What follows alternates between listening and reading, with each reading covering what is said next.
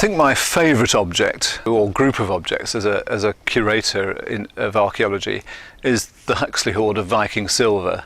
And this is a hoard that was found in 2004 by a metal detectorist at a rally. I think the thing that interests me most of all about the hoard is the fact that it's one of those objects or group of objects that again represents a much bigger story than simply the objects themselves. The objects are fascinating.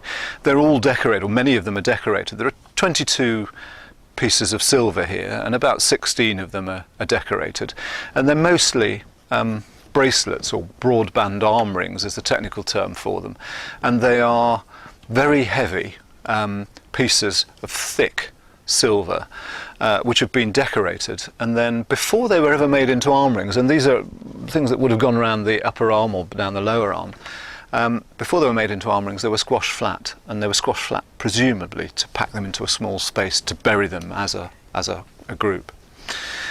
There's nearly 1.5 kilos of silver here, and they were made, we know from the style that they were made in Dublin in Ireland, probably almost certainly by Scandinavian craftsmen, so in other words by Viking craftsmen who were making these things between about 880 AD and about 930.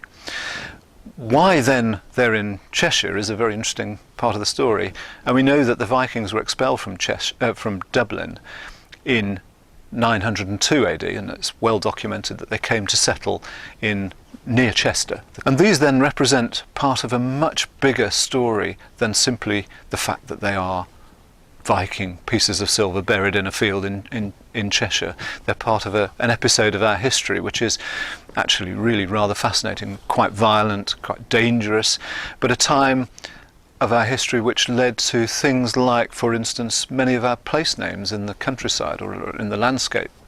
Many of our towns and villages took their names from people who came along with these objects and settled in this area.